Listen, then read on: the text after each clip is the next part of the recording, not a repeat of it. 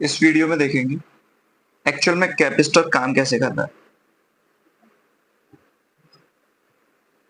Principle of capacitor. तो होता क्या है, मान लो एक प्लेट है। अब ये प्लेट पॉजिटिवली चार्ज है।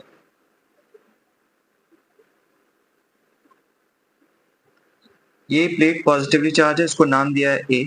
दूसरी कोई प्लेट है अपने पास, ये न्यूट्रल है, इस पर कोई चार्ज नहीं है। पर होगा क्या, इसको नाम बी देते हैं। इसका होगा क्या, इस साइड पे पॉजिटिव है तो ये नेगेटिव को यहाँ क्या कर लेगा, अट्रैक्ट कर लेगा।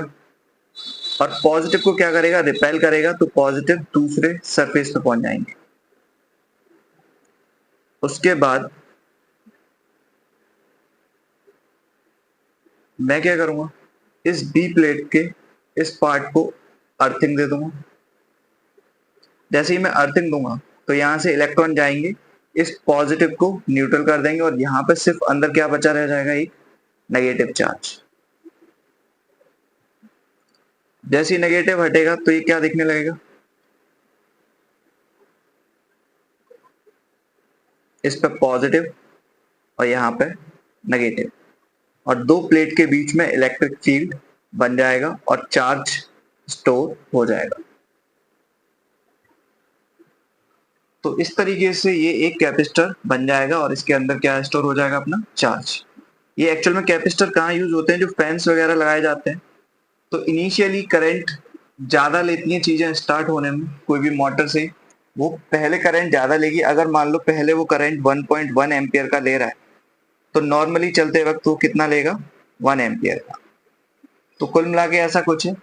जब जब भी कोई भी इलेक्ट्रिकल अप्लायंस को हम इनिशियली स्टार्ट कर रहे हैं तो उसको थोड़ी एक्स्ट्रा पावर देनी पड़ेगी। तो उसी काम में आता है ये कैपेसिटर। हमने नॉर्मली देखा है जब फैन में कैपेसिटर कैपेसिटर खराब हो जाते हैं तो फैन की जो स्पीड होती है वो कम हो जाती है और वो स्टार्ट होने में प्रॉब्लम देते हैं। तो ये तो बस सिंपल सा एक प्रिंसिपल है जो हमें पता होना चाहिए। यहाँ से इलेक्ट्रॉन आएंगे, फ्लो होंगे, वो मैं शायद एक बार इंडक्शन और चार्जिंग में बता चुका हूँ। अब यहाँ पे एक एक्सप्रेशन देखते हैं। एक्सप्रेशन है पैरेलल प्लेट कैपेसिटर। अब पैरेलल प्लेट कैपेसिटर यही है हमारा, इसको बना लेते हैं। इसके लिए एक्सप्रेशन निकालेंगे, कैपेसिटेंस कितनी आएगी, कितना ये इलेक्ट्रिक चार्ज अपने पास होल्ड कर सकता है। तो यहाँ पे देखना, ये जो प्लेट है इसको ऐसे मत समझना कि ये कोई 2D है, ये एक्चुअल में 3D है। 3D मतलब ऐसे कुछ, ये है एक प्लेट जिसको ऐसे करके रखा गया है और दूसरी प्लेट होगी जो ऐसे ही सेम तरीके से यहाँ रखी जाएगी। तो याद रखना, ये जो होता है इसको वो ये एरिया ए है। थोड़ा सा 3D बना देता हूँ, ऐसे प्लेट है ये। नहीं तो देख लेते हैं यहाँ पे,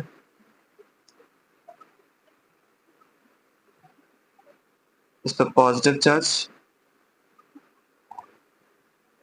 दूसरी प्लेट यहाँ है जिसके इधर साइड पर क्या होगा, नेगेटिव होगा। ठीक है। अब इस इन दोनों के बीच में डिस्टेंस को ये डी दी गई है और ये जो एरिया है इस प्लेट का इसको बोला गया है कैपिटल ए। तो इसके बाद हमें क्या निकालनी है, एक्सप्रेशन निकालना है। तो देखते हैं कैसे निकलेगा। सबसे पहले तो हमें पता है E is equal to V by D.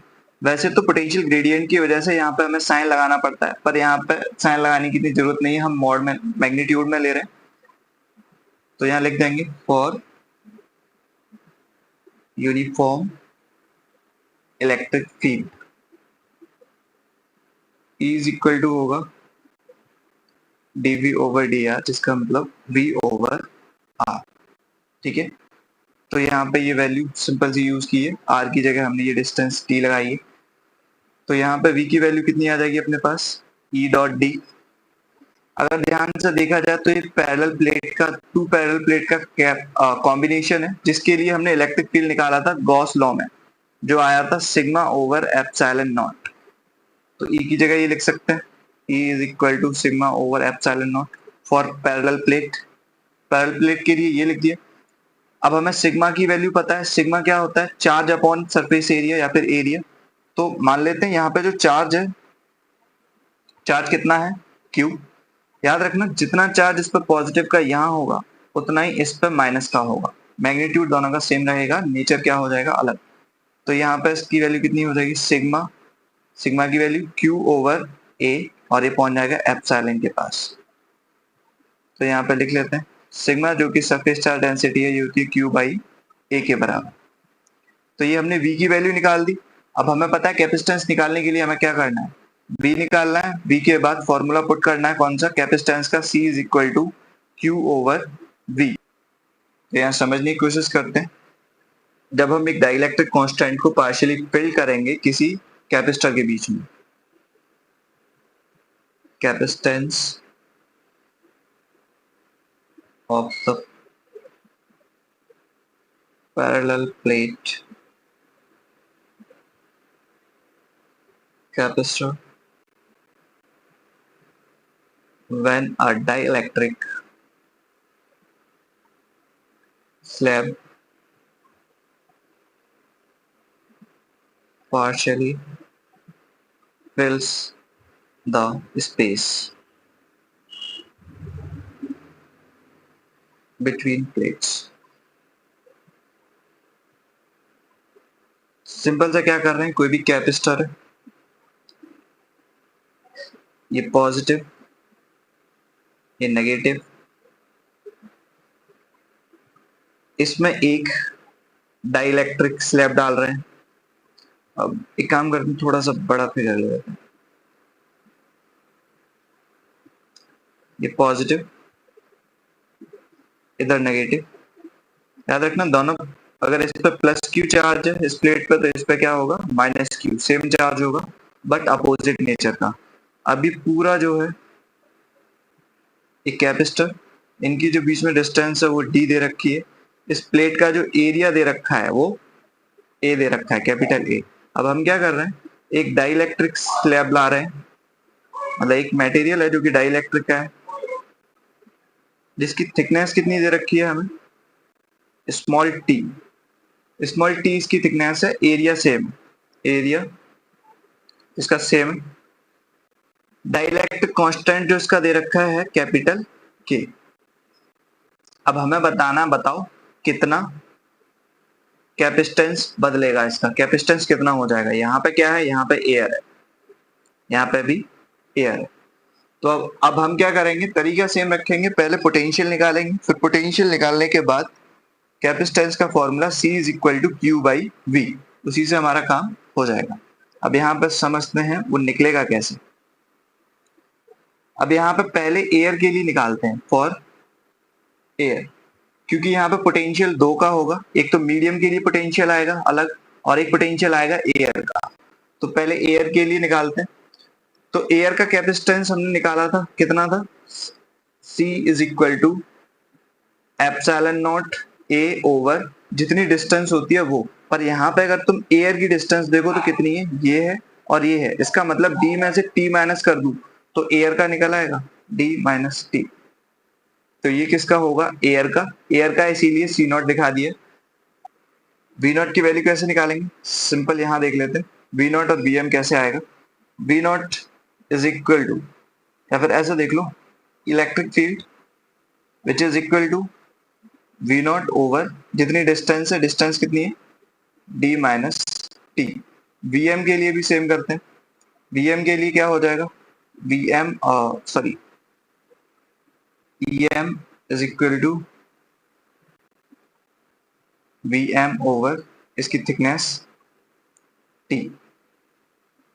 तो यहाँ पर अगर इसको पुट करें तो ऐसा लिख सकते हैं, V naught is equal to E naught D minus T, और ये हो जाएगा Vm is equal to Em into T, और इनकी वैल्यू यहाँ पुट करेंगे तो ये E naught D minus T plus Em T। अभी E naught D minus T same. अब Em को हम क्या कर सकते हैं, चेंज कर सकते हैं, कैसे, हमने देखा था dielectric constant which is equal to electric field in air upon electric field in medium. तो यहाँ पे इसको हम क्या लिख सकते हैं, electric field of medium is equal to electric field of air upon K. तो ये हो जाएगा E naught by K into T.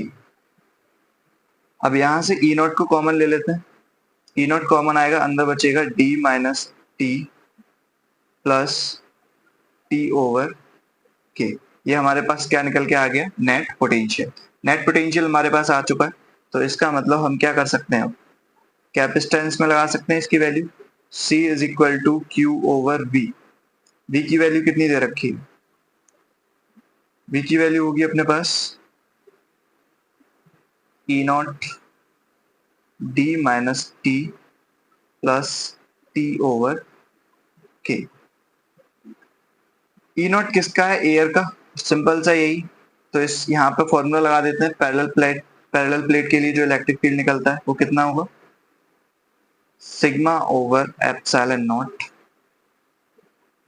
D minus T plus T by के। सिग्मा की जगह हम क्या लिख सकते हैं, क्यू ओवर ए,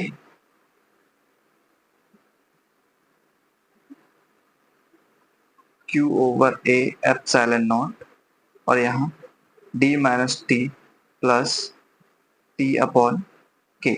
इस क्यू से Q cancel, A by epsilon not ऊपर आ जाएगा, तो ये हो जाएगा ए epsilon naught over D minus T plus T by के, D minus T plus T by के। यही क्या हो जाएगा अपना, इसका आंसर हो जाएगा। हम चाहें इसको थोड़ा बहुत टी कॉमन कॉमन ले सकते हैं, यहाँ पर करके दिखा देता हूँ मैं थोड़ा सा। C is equal to A epsilon naught over, यहाँ पर देखो T और T है हमारे पास, तो यहाँ D हमने एक T कॉमन ले लिया और अंदर बचेगा 1 माइनस 1 बाई के। यही हो जाएगा क्या, कैपेसिटेंस। अब याद रखना ये बहुत ज्यादा इंपॉर्टेंट है, इंपॉर्टेंट फॉर एग्जाम पर्पज से। यहीं पे हमारा क्या आ जाएगा, आंसर निकल आएगा। अब इसमें केस और बनते हैं, अगर चाहें तो यहाँ थोड़ा सा देख लेते हैं। केस बनेगा क्या, अगर ये डाइलेक्ट्रिक कांस्टेंट T की जगह कंप्लीटली फिल्ड हो, कंप्लीटली फिल्ड मतलब T की जगह क्या रख देंगे, D। जैसे T की जगह D रखोगे तो यहाँ पर C is equal to A epsilon naught, completely filled लिख लेते हैं, कंप्लीटली फिल्ड। कंप्लीटली फिल्ड होने की वजह से ये T की जगह क्या हो जाएगा, D हो जाएगा, तो D माइनस डी बाई के। इस D से ये D कैंसिल, और ये माइनस माइनस प्लस, के ऊपर कौन जाएगा, ये हो जाएगा के ए एप्सिलॉन नॉट ओवर D। तो ये निकल आएगा C इज इक्वल टू के ए एप्सिलॉन नॉट बाई डी। अब यहाँ पे एक पॉइंट और समझ लेते हैं, कंप्लीटली फिल्ड के लिए जब हमने कंप्लीटली फिल्ड देखा तो यहाँ पर T इज इक्वल टू किसके हो जाएगा, D के। T is equal to D हो गया, इसका मतलब C इज इक्वल टू हमारा क्या निकल के आया, के ए एप्सिलॉन नॉट बाई डी। अगर हम देखें हमारा एयर के रेस्पेक्ट में क्या निकल के आया था, तो एयर के लिए हमारा जब इसमें कोई भी डाइलेक्ट्रिक कांस्टेंट नहीं है, तो सी नॉट आया था ए एप्सिलॉन नॉट बाई टी। इसका मतलब इसकी जगह सी नॉट लिखा जा सकता है, सी इज इक्वल टू के सी नॉट। इसका मतलब जैसे ही हमने डाइलेक्ट्रिक कांस्टेंट डाला, तो डाइलेक्ट्रिक कांस्टेंट डालते ही कैपेसिटेंस क्या होगी, increase. Net increase on introducing dielectric constant।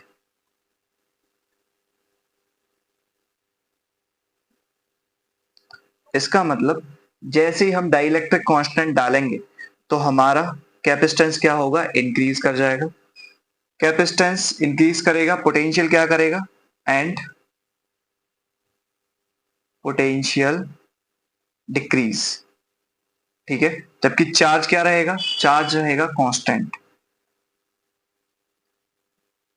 Charge is constant. ये इंपॉर्टेंट बात है, याद रखना। जैसे ही हम डाइलेक्ट्रिक कांस्टेंट डालेंगे कैपेसिटर के बीच में, कैपेसिटेंस इंक्रीज हो जाएगा, पोटेंशियल क्या कर जाएगा, डिक्रीज कर जाएगा, और चार्ज हमारा कांस्टेंट रहेगा। ये इफेक्ट ऑफ डाइलेक्ट्रिक है।